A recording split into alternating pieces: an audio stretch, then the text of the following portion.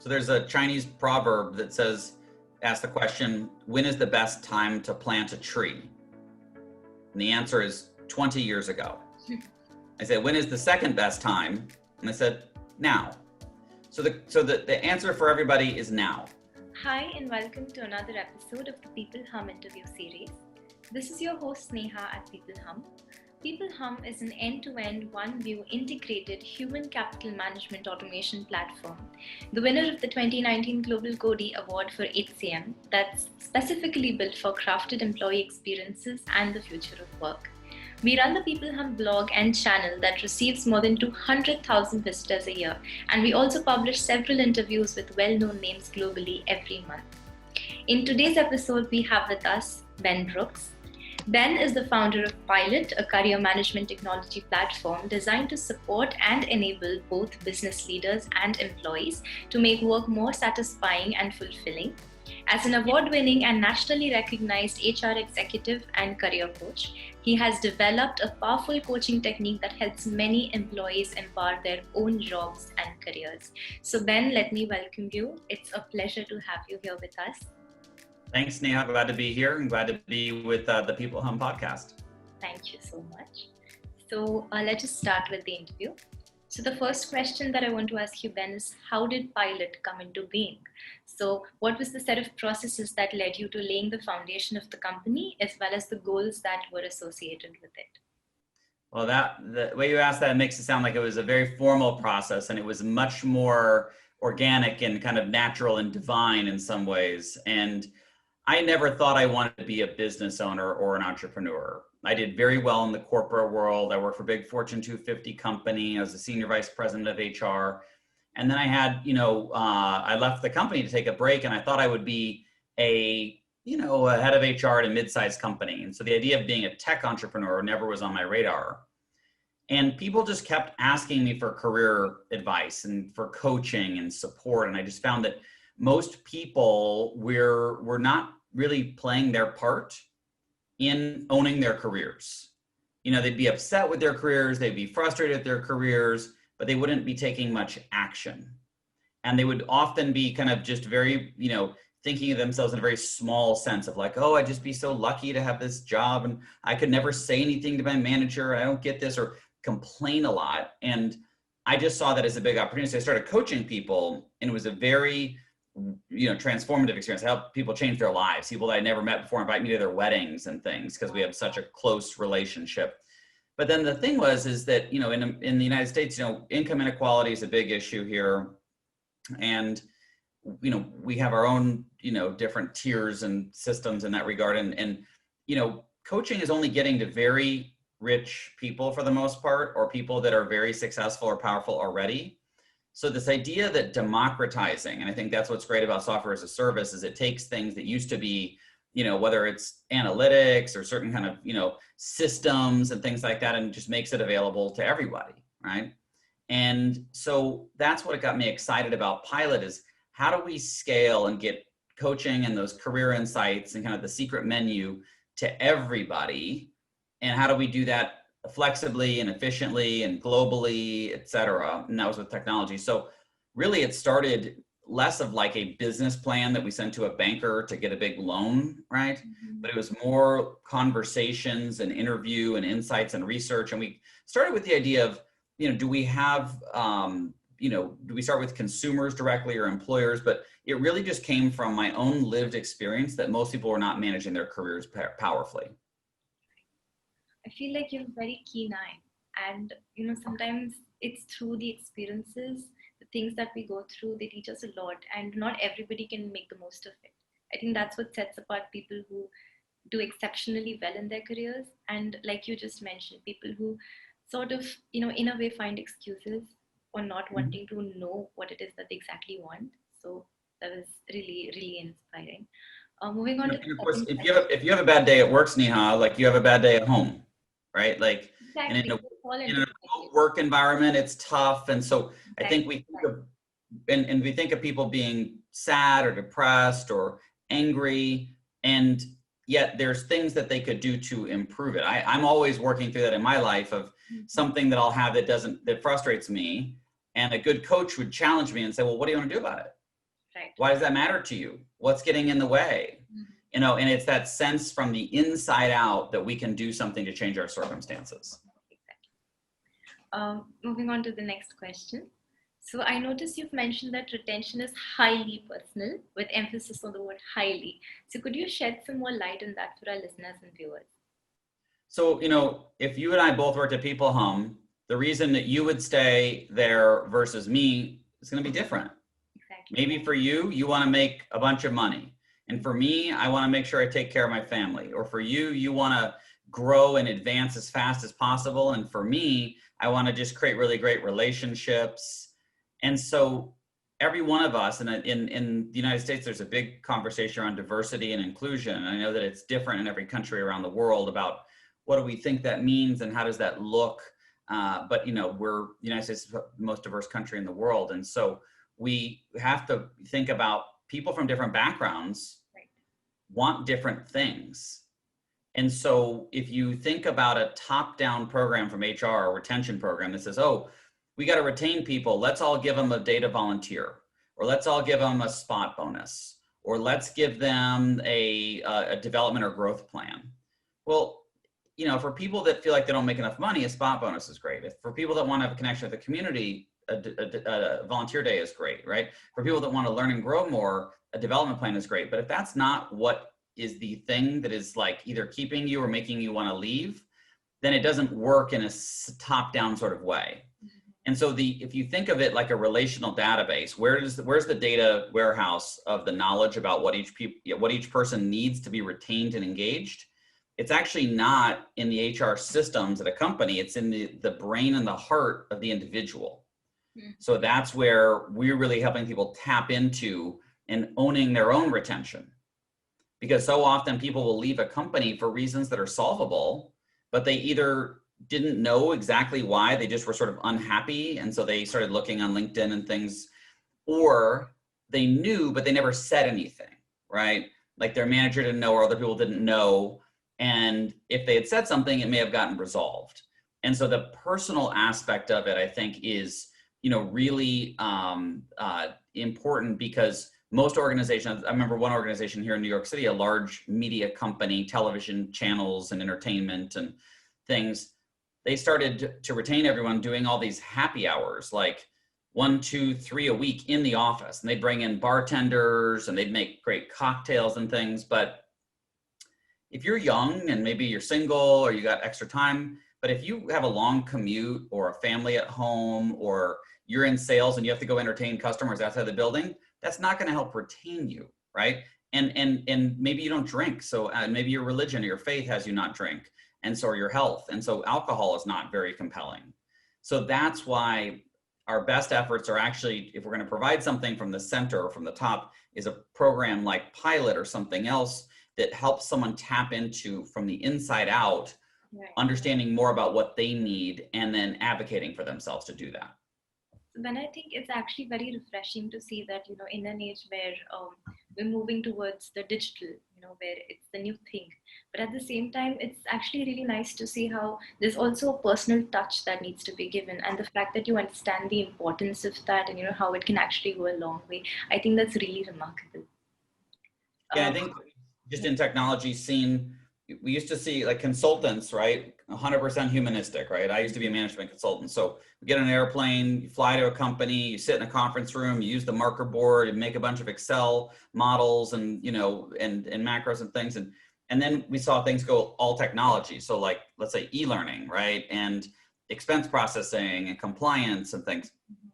And if it's all humanistic, it's inefficient and it's expensive and it's like not good, right? Not good for the climate, not good for other things. If it's all technology though, it's not flexible, it's not adaptive, it's not emotive, it's not connected. So I think where Pilot is really built is the fusion of people and technology together. And that's, you know, Palantir just went public in the United States, big kind of government, you know, IT infrastructure and analytics platform.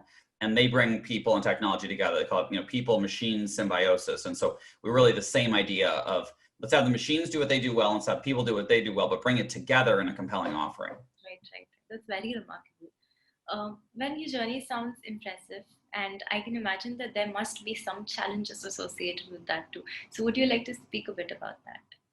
Yeah, I think that the big thing, couple big things that the challenges is you think about scaling something. Traditional coaching, is very expensive. Right. I talked to a firm last week that works with top executives, and a coaching package for a single person for 6 months was between 30 and 120,000 US dollars. That's more than most people make in a year, right? The average employee. So that's not scalable, right? And then the other thing, so you got to get the cost way, way, way down, right? You got to get it down to like 1,000 a person, 2,000 a person, like very, very much lower. Second thing is you got to have it be flexible. And if you look at a lot of people in the diversity and inclusion conversation talk about belonging and inclusion. If inclusion is the goal, the door to the room of inclusion is flexibility.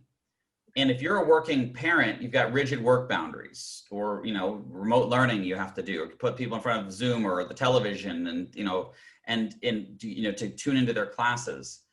And so I think it's very important that these programs are flexible such that people can do them on demand, when they want, where they want, on a mobile device. They can do them in the middle of the night. And so that's a big part of it. So affordability is key, flexibility is key, and then responsibility. So part of the scale, and there's a wonderful book called The Beautiful Constraint. They talk about using other people's resources to solve problems. And the resource that's never really been used in employee career development and employee retention and development is the employee. It's everybody but the employee. It's HR and it's management and it's consultants and it's task forces and it's all these people trying to do something to the employee, but they never say to the employee, well, what part do you want to play? What do you want to do? Why don't you own your career and we'll support you in that. So I think that the affordability, the flexibility are great, but if you don't get the employee to really own the role, because they care the most. The company cares about developing them, but the employee cares a lot more because that's his or her career. That's their future earnings potential. That's their employability. That's their quality of life. That's their work-life integration and satisfaction. So when you combine affordability, flexibility, and responsibility together, that's what you have to overcome to make it work. That's a very, very unique way of looking at it. Okay. Aside from the textbook tenets of career management, what are a few things that you've personally come to value the most and you can fully vouch for success? Well, of course, it's going to be unique to each person, right? If you're in Mumbai and you grew up in India, I assume, right? I grew up in Texas, and in some ways there's probably some similarities. I've spent some time in India, but it's a different place. And then I lived in Colorado and I live in New York City now. So what do I need to manage my career versus you? You may have gone to certain kind of schools that taught you things that I didn't learn, right? So that may be part of it. But so first of all is to, always kind of, when you hear someone give career advice, you want to remember that is from their perspective and their life experience. Yeah. And if your life experience has been very different, you want to consider it may not work just for you. But the big thing in strategy consulting, they'll talk about kind of working in your business versus on your business. So in your business, you may be doing some optimization to save 2% of your cost of goods sold, or to reduce your churn, or to increase, whatever. On your business is more like, a big acquisition, or we're going to go into a new market, or we're going to move from, analog to digital, right? And so people need to do the same thing with their career. Because most people, the number one thing that I think is common is people focus on their job and they think that that's their career. And you may have a job and that's a part of your career, but you have to think about your network and your relationships. You have to think about your continued education and learning, your growth and development. You have to think about your personal brand and reputation and the digital footprint that you have, your involvement with your industry or your function, if you're part of a corporate function like HR, your community. All of that ties together. And what most people do is they just think of the slice of it. It's like a pie chart. They think the slice that's their job, and they think the whole pie is their job. In reality, your job is just a slice, and most people are not focusing on the other slices. And it's going to be relative to their goals. If you don't ever want to write a book and give keynote speeches, you may be less concerned about having a big social media footprint. but you'd still want to have really good LinkedIn optimization for future job or consulting opportunities or research citations and things. So that's the biggest thing I can say is you have to think beyond just succeeding. And the problem is it's hard just to succeed at work, and your day job takes up so much time and energy. And at the end of the day, we want to get on the train or go home or walk home or log off if we're working from home and just, have dinner, right? And watch some TV. But you have to figure out how to work more efficiently in your job to create some more time, because the big breakthroughs people have in their career are often when they meet someone really interesting outside of their network, when they get to be on an NGO or nonprofit board of directors, when they are able to learn from someone very different than them or help advise a startup or a small company. That can often be very, very, very compelling. And if we're just focused on succeeding and performing in our jobs, it's almost like a capital asset that doesn't get any better, and you have to keep investing in yourself. That's absolutely amazing. So oftentimes, a working professional might not know whether, career management is something that they need.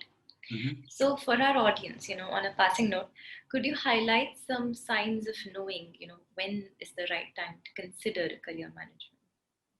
So there's a Chinese proverb that ask the question, when is the best time to plant a tree? And the answer is 20 years ago. I said, when is the second best time? And they said, now. So the answer for everybody is now. Now, what you do for career management is going to be different. If you're 22 years old and you're just out of university, it's going to be different than if you're mid-career or later career, right? If you're employed, it's going to be different than if you're unemployed, right? If you're doing kind of gig work, it's going to be different than if you have a full-time job, right? And what your goals are. But the starting to think about your career earlier, and not just which jobs you have, because it's not just recruiting. It's not just finding your next job and getting a better title. Actually, that's a strategy that doesn't work out very well over time, because if you just jump companies and jump titles and get pay increases, pretty soon you have a title that's bigger than your skills and you get paid more than you're probably worth. And then what happens is you don't succeed in that job, you lose it, and then you're not employable anywhere, right? So instead of doing that and just, kind of gamifying it on titles and comp, it's to slow down and think, get feedback, right? Ask others, what am I missing here? I'm really good with data, but I'm not as good with relationships and communication, right? Or I'm really good at change management, but I'm not good at the argument with facts, right? So learning those things. Maybe you work in an organization where you don't really understand engineering that well. And you don't need to become a programmer, but you need to understand. Go sit with the engineers and go to lunch with them and have a tea with them and learn from them, right?